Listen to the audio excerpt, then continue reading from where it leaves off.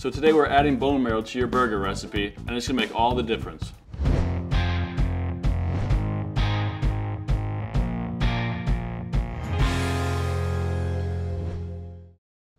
So what is bone marrow? Bone marrow is the fatty goodness inside the shin bone of a cow. And all we have to do is ask the butcher for a 2-inch cut. Bring these bones to room temperature and just push it out gently. It comes out very easily. So what we do is we chop up this bone marrow. It's gonna add some fattiness, some richness, and a more beefy flavor to your burger. We need about 1 cup of this bone marrow for about 2.5 pounds of ground beef. And we're just gonna form about 8-ounce patties and just freehand it. Maybe get a little bit of press in the middle so it promotes a little bit more even cooking. Now that our burgers are done, make sure you always wash your hands after handling raw product. Our next step is to go ahead and cook our burgers. So, good amount of salt and pepper. And we want to get it on both sides. Put a little bit of oil in our cast iron pan and get it nice and hot so we get a nice crust on our burgers. So when we put the burgers in our pan, we want to kind of evenly spread the burgers out and just let them cook. They're probably going to take about 3 to 4 minutes on each side, and we're looking for a nice medium rare temperature.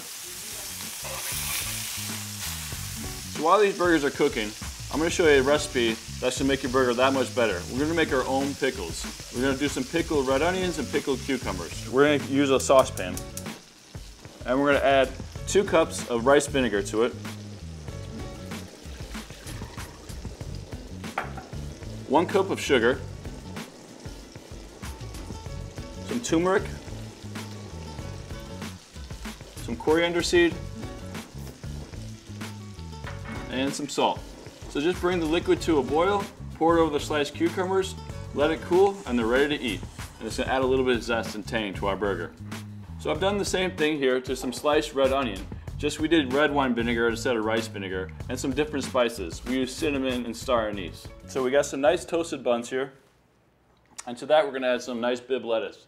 Now when I build my burgers, I like to put bibb lettuce on both sides of the bun. It prevents it from getting too soggy.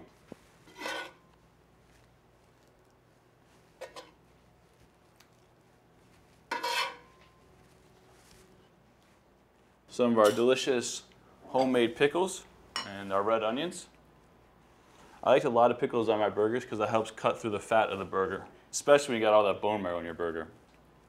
So our next step is some little bit of tomato. If you don't like tomato, no tomato. If you like tomato, tomato. So one extra thing I like to do to my burger is I like to make it a nice special tangy sauce. We just take ketchup, about 2 cups, mayonnaise, about 1/3 cup, a little bit of A1 sauce, barbecue sauce, and some Dijon mustard. Simple as that. We'll mix it up.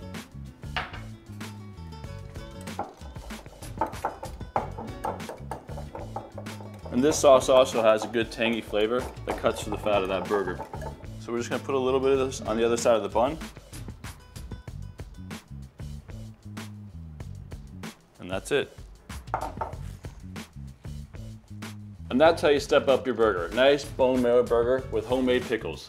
I'm Paul Corsentino, and this is Dude Food.